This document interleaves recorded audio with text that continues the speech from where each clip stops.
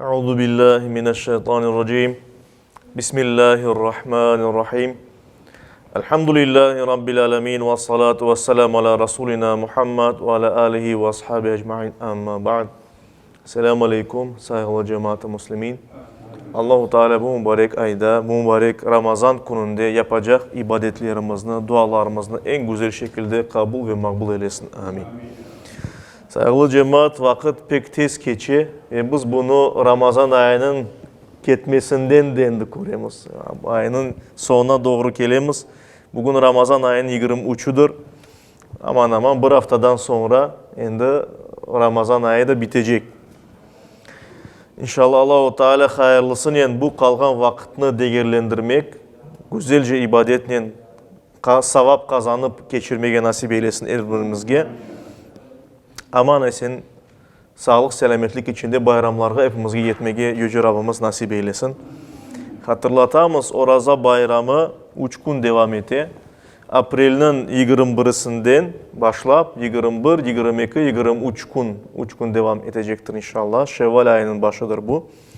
Bayram namazı bayram günlerin birincisinde yapılacak. Yani 21. Aprel'de olacak. Ve bütün Kırım boyunca 6:30'da kılınacaktır inşallah.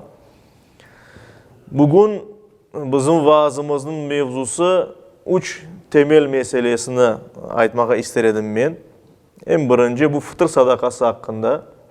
İkincisi bu zekat hakkında birkaç söz ve esas olarak Kadir Gecesi hakkında aytacağımız. Çünkü Kadir Gecesi de bu günlerdedir elbet.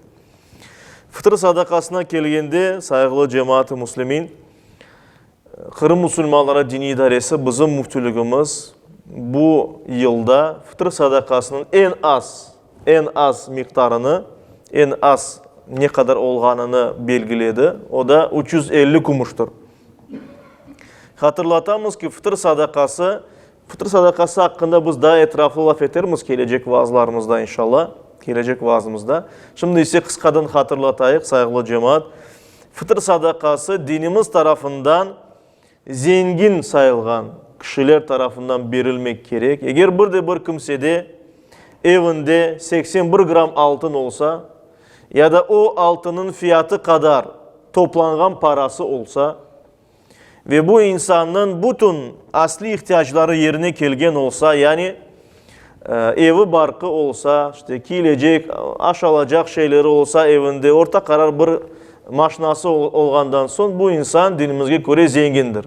Eğer 81 gram altını olsa evinde ya da o kadar o paraga, yani o kadar fiyatka parası olsa, mesela şimdi biz bilemiz tahminen 430-450 bin kadar parası olsa bir insanda, demek ki o zengin sayıla.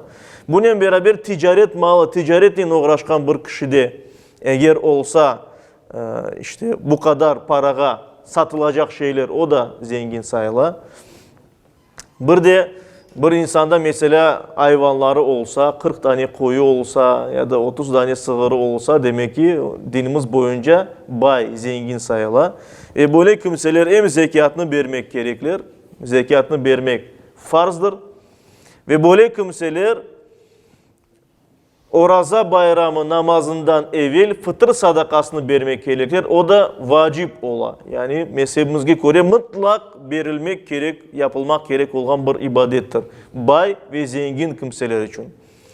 Ve fıtır sadakası candan verilgeni için, her bir insan için verilmek gerek. Yani o kadar mal mülkü olan bir kimse ancak özünden değil de kolu tubunda olgandan, korantasının her bir azasından verilmek gerek. Yani bir kimse zengin oldu mu, apayından, ballarından, eğer onunla beraber başka kimseler yaşasa, onlara baksa, onlardan da vermek gerek.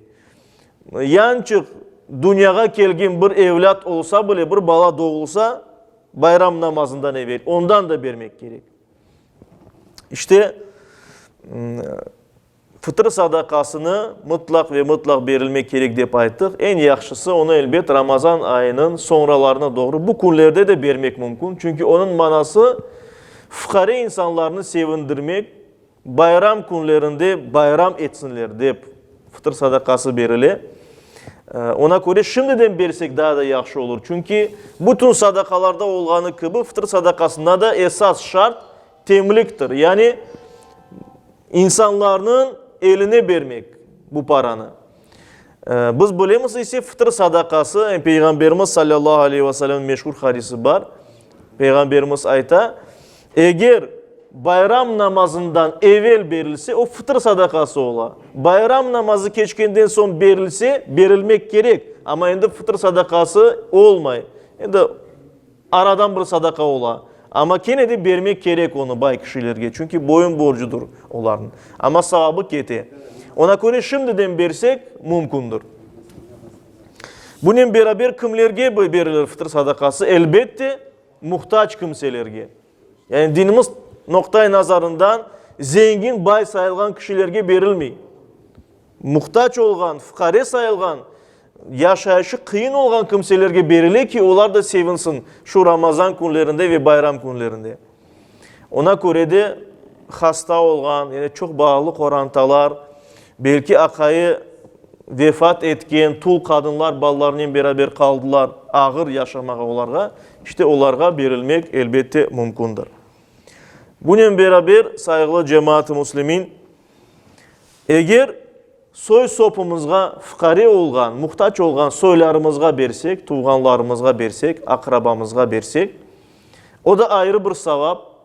Eğer biz fukari yaşagan ya da mesela hastası olgan yakınlarımızga, dostlarımızga bersek, o da ayrı bir savap. Eğer biz fukari olgan, zorlangan, muhtaç olgan komşumuzga bersek, o da ayrı bir savaptır.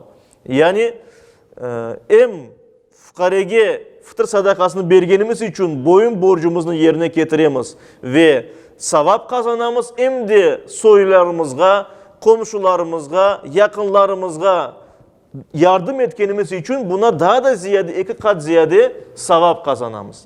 Ama bilmek gerekmiz saygılı cemaat-i muslimin, fıtır sadakası zekatta olğanı gibi ancak Müslümanlara verilmek gerek.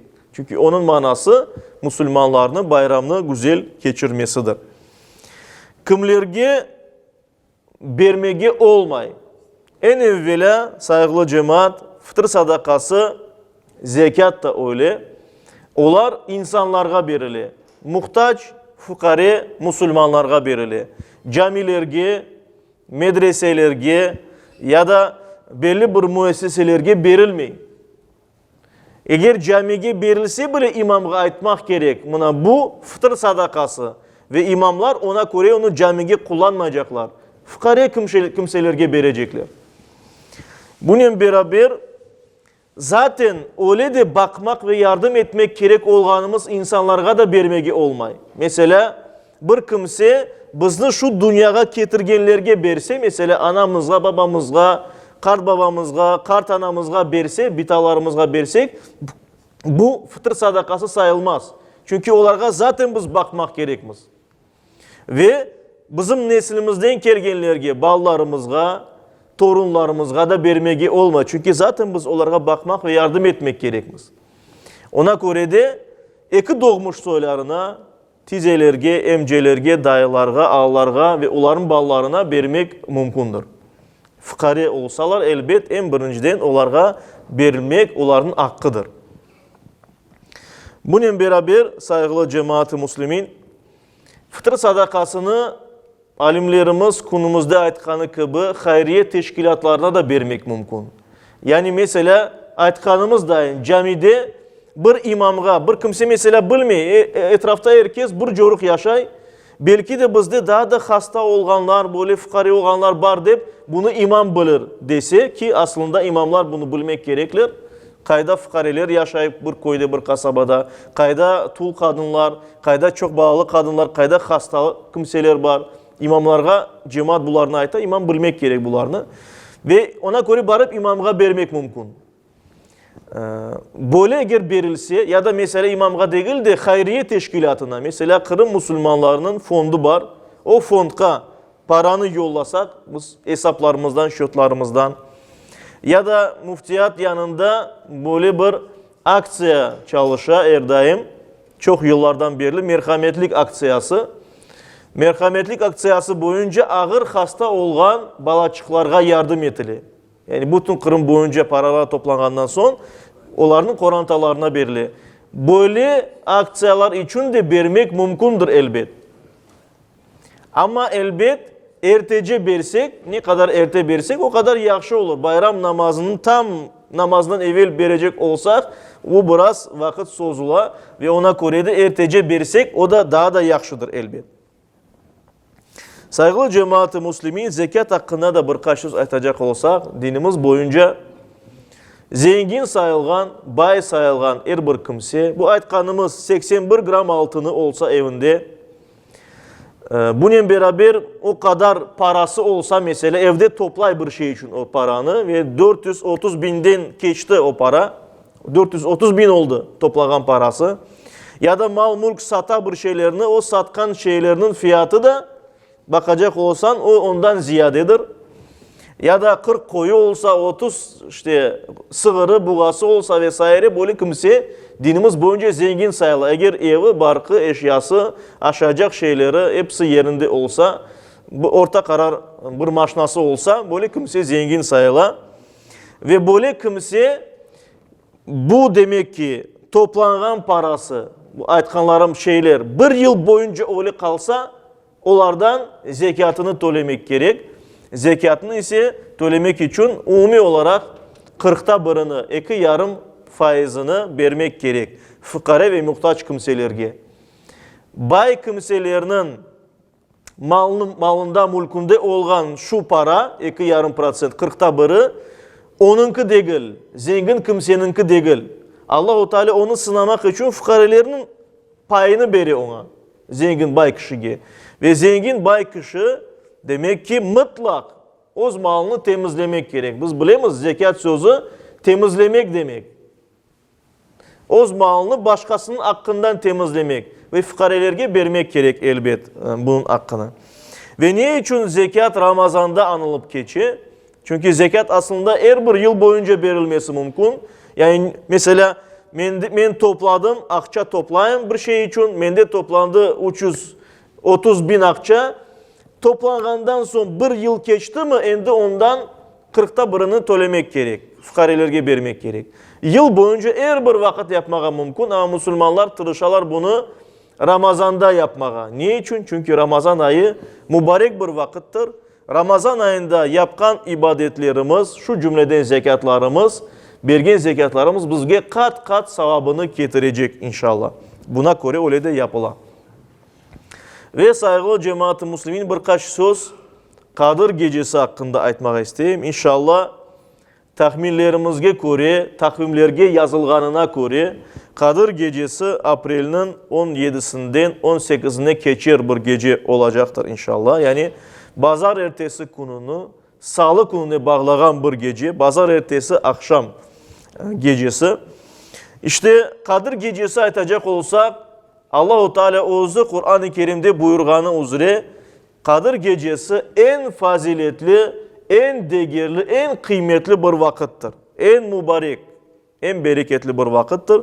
Allah-u Teala mahsus Kadir suresini indirdi ve Kadir suresinde böyle buyura. Estaizu billah. İnna enzelnahu fi leyletil kadir. Hiç şüphesiz biz onu yani Kur'an-ı Kerim'ni Kadir gecesinde indirdik. Kadir ise her şey takdir etilgeni ve kudretli bir gece manasına geliyor. Ve Allah-u Teala böyle soray ozu Kur'an-ı Kerim'de. وَمَا أَدْرَاكَ مَا لَيْلَةُ الْقَدْرِ. Bu Kadir gecesinin nasıl, ne olganını anlap olasın mı, bilesin mi sen ey Muhammed dey ve bizlerge de müracaat et elbet. Daha sonra ozu cevabını beri. Leyletul kadri hayrun min elfi şehr. Kadir gecesi 1000 aydan daha hayırlıdır. Tenezzelul melaiketu ve ruhu fiha biizni rabbihim min kulli emr. Melekler ve ruh ya da ruhul emin bu Cebrail aleyhisselamın adıdır.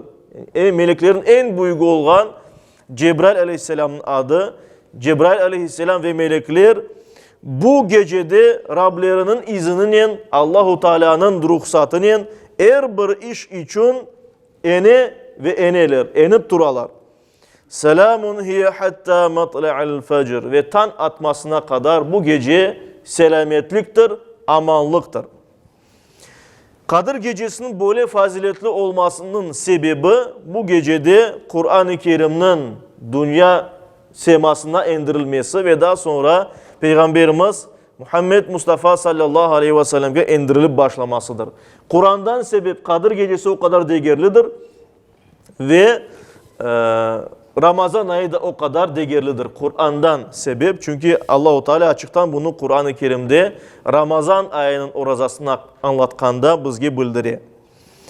Hadislerde buyurulganı üzere Peygamberimiz sallallahu aleyhi ve sellem sahabelerge geçkin ümmetlerinin peygamberleri ve müminleri hakkında anlataydı. Beni İsrail, yani İsrail oğullarından Allah'a iman etken, imanları kavi olan salih kişiler hakkında laf eteydi. Ve Peygamberimiz aytaydı, bu böyle bir kimse mesela 1000 yıl yaşadı, böyle kimse 900 yıl yaşadı ve onlar ömür boyu Allah'a kulluk etkenler, cihat ettiler. Ve sahabeler de soradılar, ey Allah'ın Resulü, ya biz onların derecelerini asıl da yetip olamayacakmız. Çünkü bizim ömrümüz kıskaca ve biz o kadar hayırlı işler becerip olamayacakmız.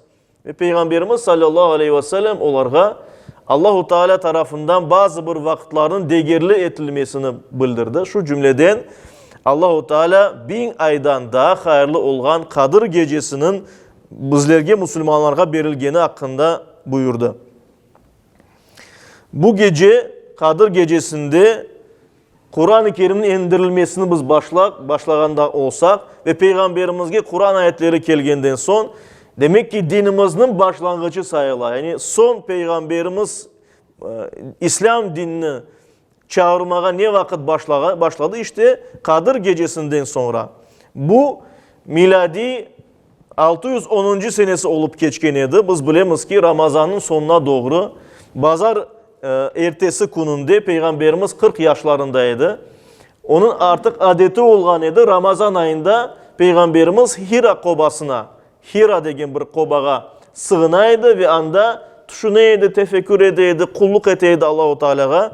Ve böyle günlerden birinde işte bazar ertesi günü Peygamberimiz sallallahu aleyhi ve sellem Hazreti Cebrail aleyhisselamını kurdu. Meleklerin en büyüğü ona doğru keleydi. Ve Peygamberimiz anlatkanı üzere onun 600 kanatı var idi ve o koknun yarısını kapataydı. Ufuknun yarısını alıp böyle keleydi. Elbette Peygamberimiz sallallahu aleyhi ve sellem korktu öyle şeyini korgenden son. Cebrail aleyhisselamdan böyle muntazam, pek büyük, muazzam korunuşunu korgende korktu. Her bir insan korkar elbet. Ve Cebrail aleyhisselam Peygamberimizge yakınlaştı ve oku dedi.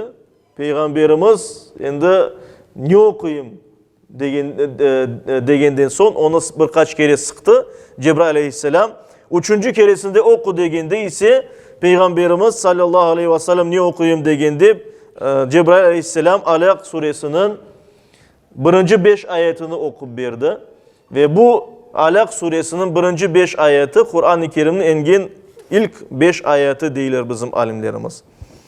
Şu ayet-i kerimelerde Allah-u Teala böyle vahiy etti, böyle bildirdi. Estaizu billah. İkra bismi rabbikellezî halak. Oku. Yaratkan Rabbinin adından oku. Halakal insana min alak. O yani Allah-u Teala insanını alaktan, kan tomanından, anasının rahminden yarattı. İkra ve rabbukel ekram. Oku. Senin Rabbin en cömerttir. Ellezî alleme bil kalem. O kalemle insana ilim öğretti. Allemel insane ma lem ya'lem. İnsana daha evvel bilmegenlerini öğretti de buyura. Ve çok simvolik saygılı cemaat-i müslimin. Bizim dinimiz oku sözünden başladı. Okumak sözünden başladı. Ve ilimge verilgen emniyeti büyüktür elbet. Ve Allah-u Teala özü Kur'an'da buyura. İnsana evvel bilmegenlerini öğretti ve kalemle yazmakını öğretti. Ve böylece insanlara medeniyet bağışladı. Çünkü bir medeniyetin inkişaf etmesi için bilgilerinin bir nesilden başka nesile geçmesi gerek elbet. Velhasıl Peygamberimiz sallallahu aleyhi ve sellem'e sen peygambersin deyip aytıldı. Ve Peygamberimiz sallallahu aleyhi ve sellem korku içinde evine geldi. Hazreti Hatice anamız birinci Müslüman olan kişi Peygamberimizni teskin etti, teselli verdi. Dedi sen yaxşı insansın ve Allah-u Teala sana yamanlık vermez elbet. Ve onun soyu olan Varaka bin Nevfel'ge bardılar. Bir Allah'a inangan ve Hristiyanlıkını kabul etken bir kişi edi o. O da sen peygambersin deyip ayttı. Ve gerçekten Peygamberimiz sallallahu aleyhi ve sellem'nin peygamber oluşu daha sonra Kur'an-ı Kerim'in ayetlerinin tasdik edildi. Bundan sonra gelgen ayet-i kerimelerde Muddessir suresinin birinci 3 ayet-i kerimesinde Allah-u Teala Peygamberimizge şu sözlerini vahiy etti. Estağfirullah. Ya eyyuhal muddessir, ey kapangan, korkudan kapangan peygamber, kum fe'enzir, tur da insanlarga nasihat et. İnsanlarını tembihele. Ve rabbeke fekabbir, ve Rabbinin büyük olganını bildir ve ayt. Ve Peygamberimiz sallallahu aleyhi ve sellem ondan sonra İslam'a davetke başladı. 3 yıl gizli davet geçti. Daha sonra Peygamberimiz açık davet etmeye başladı. Müslümanlara çok zulüm ettiler, istemeyediler. İslam dininin onların kolundan zenginlikini, mal mülkünü, hakimiyetini almalarını müşriklerin başında olan kimseler. Daha sonra Müslümanlar hicret ettiler. Habeşistan'a, daha sonra Medine'ye, daha sonra Müslümanlar öz devletini kurup İslam dini bütün Arabistan'da ve ondan sonra başka yerlerge de tarkalıp başladı. Ve bunların hepsi konumuzda bizim Müslüman oluşumuz bile Kadir gecesinde Allah-u Teala'nın Peygamberimiz sallallahu aleyhi ve sellem'e Kur'an indirmesinin başladı. Saygılı cemaat-i Müslümin, Kadir gecesi mübarek bir gecedir. Aytkanımız gibi 1000 aydan daha hayırlı. Yani bir insan ömründen daha hayırlı. Ne manada? Bir insan Kadir gecesinde bir ibadet yapsa, bunu ancak Allah için yapsa, onun sevabı sanki 80 yıl devamında her gün bu ibadetini yapkanı dahi olması mümkün. Olacak deyip aytmayımız. Çünkü bu Allah ozu bile. Ama olması mümkündür. Mesela Kadir gecesinde bizler 2 rekat namaz kılsak, sanki 80 yıl devamında her gün 2 rekat namaz kılganımız dahi sevap kazanmak mümkünmüz. Ve ona göre bu elbette büyük bir fırsat, kaçınılmaz bir fırsattır elbette. Bundan mutlak faydalanmak gerekmez. Hadislerde Peygamberimiz sallallahu aleyhi ve sellem neler buyura Kadir gecesi hakkında? Mesela muttafakun aleyh olgan bir hadis-i şerifte, Bukhari'de, Müslim'de geçen bir hadiste Ebu Hureyre rivayet ete. Peygamberimiz sallallahu aleyhi ve sellem böyle buyurdu. Men qama leyletel kadri imanen ve ihtisaben gufira lehu ma taqaddama min zambi. Kim iman etip ve sevabını Allah'tan bekleyip Kadir gecesini ayak üstünde ibadet ederek geçirse, onun bütün günahları bağışlanır diye Peygamberimiz sallallahu aleyhi ve sellem. Ayşe anamız ise kendi böyle hadis-i şerifte buyura, Peygamberimiz sallallahu aleyhi ve sellem Ramazan ayının son 10 gününde özünü tolusunun ibadetke bağlaydı, itikaf yapaydı. Kana Resulullah sallallahu aleyhi ve sellem yuhaviru ya'takifu fi aşril avahiri min Ramazan. Ramazan ayının son 10 gününü itikafla geçireydi. Yani ancak Allah'a kulluk edip duraydı. Başka şeylerin uğraşmaydı. Ve yakul ve Ayşe anamız ayıttı. Taharrav leyletel kadri fi aşril avahiri min Ramazan. Yani Peygamberimiz böyle ayıttı. Peygamberimiz deyir ki Kadir gecesini Ramazan ayının son 10 gününde kıdırınız deyip buyurdu. İtikaf dediğimiz şey saygılı cemaat bir yerde kalmak manasındadır.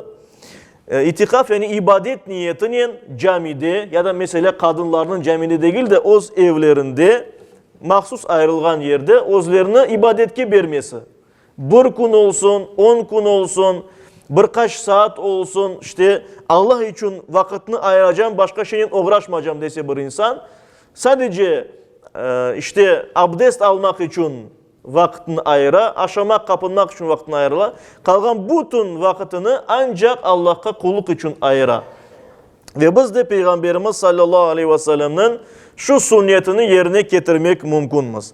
Hatta Ayşe anamız deyir ki Peygamberimiz sallallahu aleyhi ve sellem Ramazan'da son 10 gününü itikafta geçireydi ama son yaşayan yılında 20 gününü itikafta geçirgen edi. Bir ibadet yapılması mümkün. Yani Kadir gecesinde her türlü ibadetini yapmak mümkünmüz ama en evvela elbette farz olan ibadetlerini, daha sonra Peygamberimiz yapkan sünnetlerini, daha sonra nasıl istesek öyle ibadetler yapmak mümkünmüz. Hem namaz kılmak, hem Kur'an okumak, hem Kur'an öğrenmek, ilim öğrenmek, din meselesinde bilgen insanlarla bir sohbette iştirak etmek ya da kitap okumak, bunların hepsi ibadet içine girmekte saygılı cemaat-i muslimin. Ve son olarak 2-3 söz aytayıq. Saygılı cemaat-i muslimin bazı hadislerde buyururlar ki Kadir gecesi Ramazan ayının son 7 gecesinde. Bazı hadislerde buyururlar ki tek gecelerde, son 7 gecenin tek gecelerinde ve bir hadis var ki, yani birkaç hadis daha doğrusu, birkaç rivayet, anda buyururlar 27. gecesi. Ama biz tam olarak onu bilmeyimiz, bu bizim tahminlerimizdir. Çünkü bunun bir hikmeti var ki Ramazan ayının gecelerini biz kullukla geçireyik. Tam olarak bunu bilmeyimiz. Yüce Rabbimiz her birimizge ona göre şu Ramazanın son 10 günde olan gecelerini güzel şekilde geçirmeyi nasip eylesin. Kulluk etip yani denizler kadar bu kadar sevap kazanmaya bizge Yüce Rabbimiz nasip eylesin. Amin.